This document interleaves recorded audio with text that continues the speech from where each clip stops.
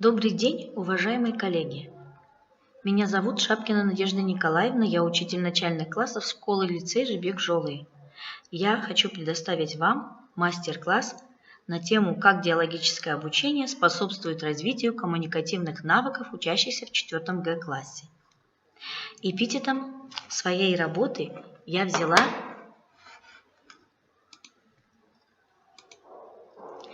такие слова. Если мы будем сегодня учить так, как учили вчера, мы украдем у наших детей завтра. Потому что сегодня задача школы – это воспитать ученика, умеющего гибко адаптироваться к изменяющимся условиям жизни. В рамках исследования урока в моем классе выявились затруднения. Неумение поддержать конструктивный диалог на заданную тему, неумение учащихся взаимодействовать в паре, в группе, страх ошибиться, языковой барьер, неумение составлять вопросы высокого порядка и находить ответы на них, составлять их. После проведенного опроса анкетирования у меня получилась такая сравнительная таблица коммуникативных навыков и умений. Сделать это мне скорее тяжело, скорее легко. Здесь показано в процентном соотношении. Говорить перед классом 20% тяжело, а легко другим ученикам 80%. Так у меня возникла проблема в классе – это речевая коммуникация. Учащиеся не всегда могут ясно и точно выразить свои мысли, чувства, ощущения, что является препятствием для их развития. И секрет, конечно, успешности обучения – это развитие коммуникативных навыков учащихся. Внедряя новые подходы 7 модулей, я решила применить диалогическое обучение и взять тему своего исследования «Как диалогическое обучение способствует развитию коммуникативных навыков учащихся в 4 Г-классе». Целью моего исследования стало применить приемы диалогического обучения для развития коммуникативных навыков учащихся. Мой ожидаемый результат – это повышение речевой активности учащихся при парной и групповой работе.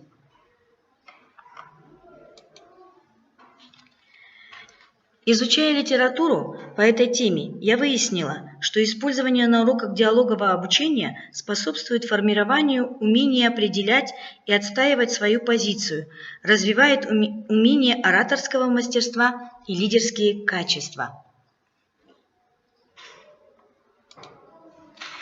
Диалоговое обучение – это когда ученик учится отвечать на вопросы, ученик учится задавать вопросы, ученик учится вести диалог, ученик учится выражать свои мысли, ученик учится слушать, формируются способности к обобщению, расширению кругозора, обогащению словарного запаса. Диалоговое обучение – это способность взаимодействовать или находиться в режиме беседы, диалога с чем-либо, например, компьютером, или с кем-либо, с человеком. Оно основано на идеологии сотворчества, сотрудничества учителя и ученика. Целью диалогового обучения является активное включение каждого ученика в процесс усвоения учебного материала. Результаты научных исследований показывают, что диалог занимает центральное место на уроке. Мерсер и Линтон в 2007 году в своей работе показали, что диалог в классе может способствовать интеллектуальному развитию учеников и их результативности в обучении. В исследовании подчеркивается, что интерактивное общение как со взрослыми, так и совместная работа со сверстниками способствует обучению детей и их когнитивному развитию. Как я буду применять диалогическое обучение? Развивать коммуникативные навыки учащихся, используя диалог на уроке. Диалог легко вписывается в учебный процесс при традиционной классно-урочной системе занятий и может использоваться при изучении разных школьных предметов. Организация диалогового обучения на уроках помогает вовлечь всех учащихся процесс обучения, тем самым повысить познавательную деятельность учащихся и мотивацию к обучению. Взаимодействие на основе диалога на уроках в начальной школе можно представить так: учитель-ученик, ученик-ученик, ученик-учитель. Диалогические формы речевой коммуникации будут учебная беседа учителя с учеником, учебная беседа в группах, в парах, дискуссия, ответы на вопросы, ролевая игра, блиц-турнир, защита проекта. Самым распространенным видом учебного диалога, как правило, является учитель-ученик. Причем ученику отводится пассивная роль объекта. Даже при объяснении, когда учитель задает вопросы, а ученики отвечают на них. Но можно так на этапе открытия урока новых знаний учащимся предложить определить самим проблему, которая будет поставлена перед ними, и обсудить вариант, например, в парах. Роль учителя должна быть направляющей, а учащиеся сами должны хотеть узнавать и учиться, то есть строить свои уроки таким образом, чтобы ученики обучались совместно, в группах или парах, строили свои выводы, обсуждали какую-либо проблему, изучали новый материал. Я поняла, что если правильно организовать обучение, то между учениками будет не просто общение друг с другом, а прежде всего обмен учебной информацией. Для того, чтобы диалог имел желаемый результат, необходимо в первую очередь создать среду, в которой сторонам будет комфортно работать. То есть, другими словами, мы называем такую среду коллаборативной. Естественно, у каждого из нас на уроках присутствует этап психологического настроя, и каждый учитель использует свои приемы. Это может быть и пожелание добрых слов членам групп, и задание, целью которой является сплотить и расположить друг к другу учеников вновь создавшейся группы.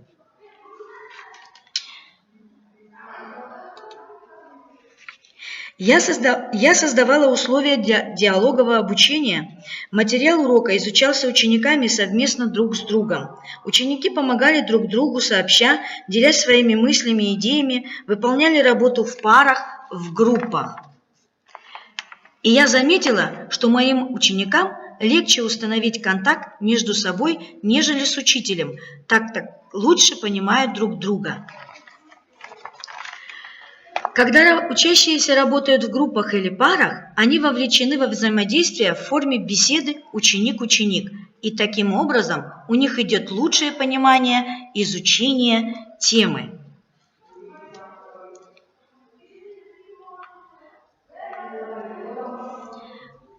Я представляю вам небольшой отрывок из видеоурока.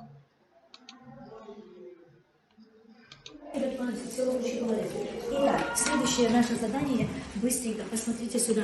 Это, ребят, пересказ. Вы сейчас поворачиваетесь друг к другу быстренько, опять.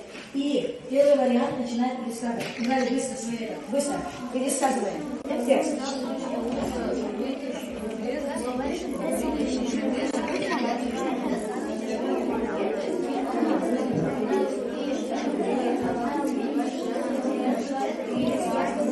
Так, стоп, все, убрали второй вариант, быстро пересказываем.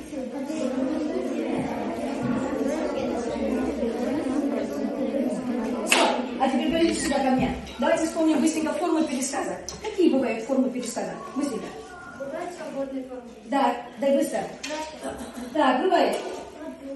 Выборочный и подробный, хорошо, да. А вы сейчас каким пользовались? Свободные. Правильно, я дала вам свободу. А сейчас, ребят, быстренько берите свои карточки. Мы сейчас быстренько сравним с вами иллюстрации, которые есть в вашем тексте, с эпизодом, который есть в части. Именно показывает эта картина.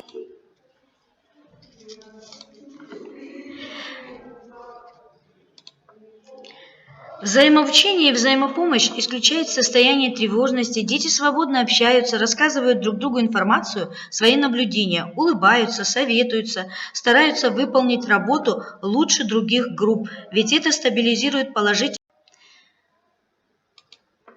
Взаимообучение и взаимопомощь исключают состояние тревожности. При работе в группах дети свободно общаются, рассказывают друг другу информацию, свои наблюдения, улыбаются, советуются, стараются выполнить работу лучше других групп, ведь это стабилизирует положительную мотивацию учения.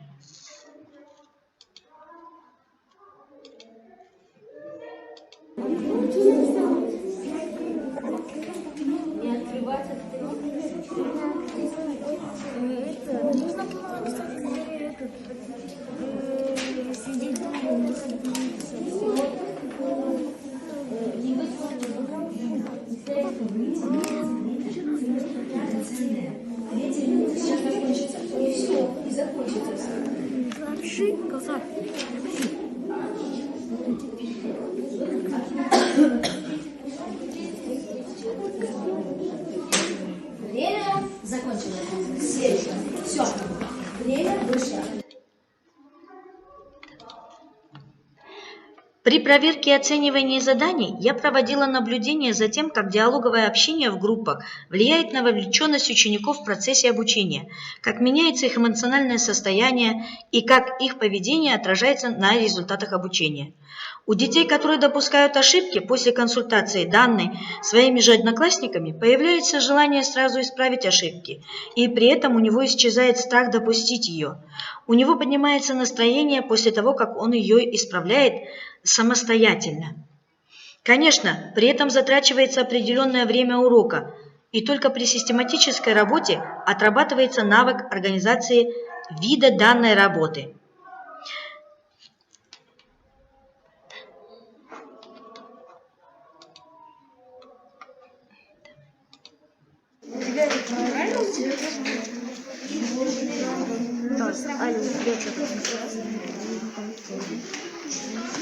Я такого.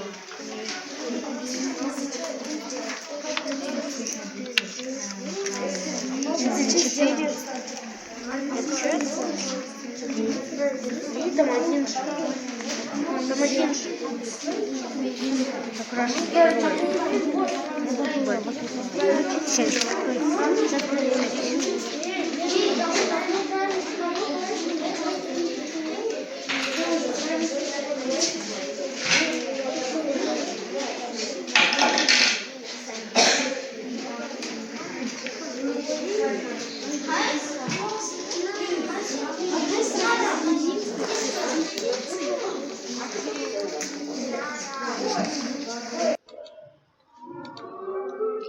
Таким образом, диалоговое общение при работе в группах-парах способствовало повышению качества знаний учащихся и развитию коммуникативных навыков в моем классе.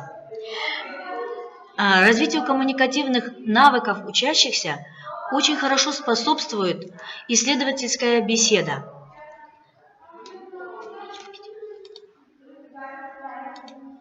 Эксперимент. Как использовать электроскоп? Чтобы это попробовать, надо энергия в линейку. Зарядить энергией. А энергию мы можем получить от волос. И я сейчас его буду заряжать. Теперь мы должны линейкой коснуться до этого шара. И немножко видно, что проводится энергия. Что должно произойти? Чтобы фольга, этот шарик должен был вот так, эта энергия должен был перейти в шарик, потом через этот шарик перейти через эту железку. И это железка, А что это за железка? это медь или дерево. Дерево или медь? А, медь, это медь. Это медь. И... А дерево будет проводником? Нет, не будет. Нет. И потом это Фольга должна немножко подвигаться.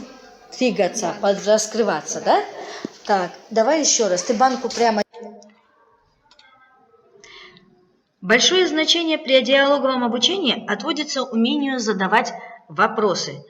Развитие умения задавать вопросы помогает ромашка Блума. С помощью нее учащиеся учатся сначала задавать и отвечать на тонкие вопросы низкого порядка, а затем на толстые вопросы высокого порядка. Они имеют много разных ответов, требуют более глубокого обдумывания темы, побуждают учащихся конструировать свои знания в процессе ответа на вопрос.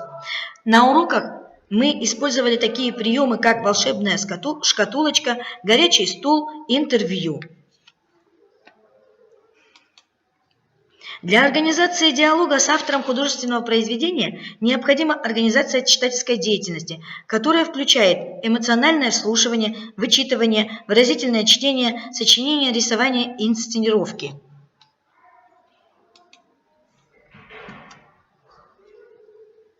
Первый вариант. Какая роса бывает на траве? Лелика начинает читать. Иди быстренько. На полях в траве видны алмазы. Все алмазы эти блестят и переливаются на солнце разными цветами, и желтым, и красным, и синим. Когда пойдешь ближе и разглядишь, что это такое, то увидишь, что капли росы собрались в треугольник. Все, достаточно. Дети, пожалуйста, уберите маску. Дина дальше продолжает. Убирайте. Листа травы Громко. блестят на солнце. Листок этой травы внутри мохнат и пушист, как бархат, и капли катаются по листику и не мочат его. Когда неосторожно сорвешь листок с росинкой, то капелька скатится, как шарик светлый, и не увидишь, как проскользнет мимо стебля. Дальше, Илья, читай. Волосы отрежь такую чашечку, потихоньку поднесешь ко рту и выпьешь росинку. И росинка эта вкуснее всякого напитка кажется. Так, повернитесь сюда. Молодец. Какое слово словарное услышали здесь? Алмазы. Значит, вы вспомните, алмазы сравнивают с чем сейчас здесь? С росой. Молодец, садись. Итак, второй, один, гроза в лесу.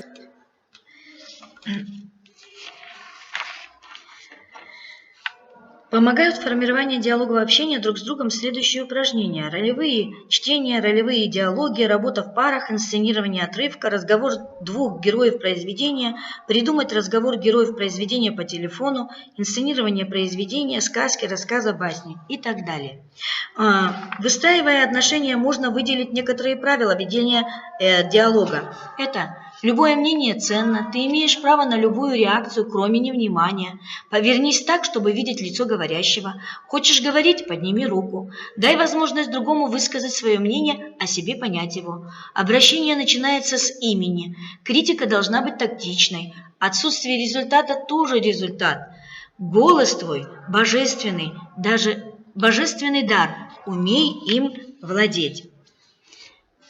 В результате проведенного исследования чему дети научились?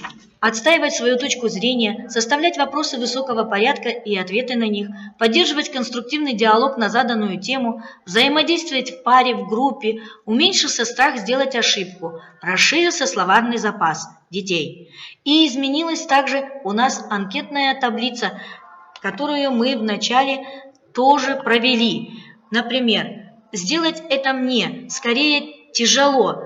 Говорить перед классом всего 5% осталось, а скорее легко 95%. И внимательно слушать длинное выступление, даже если оно очень важное. Раньше было 60%, а теперь стало 40%. Вывод. Из моих исследований, наблюдений я поняла, что диалог занимает центральное место на уроке, и при грамотной организации диалоговое обучение в классе может способствовать интеллектуальному развитию учеников и их результативности. Большое спасибо за внимание.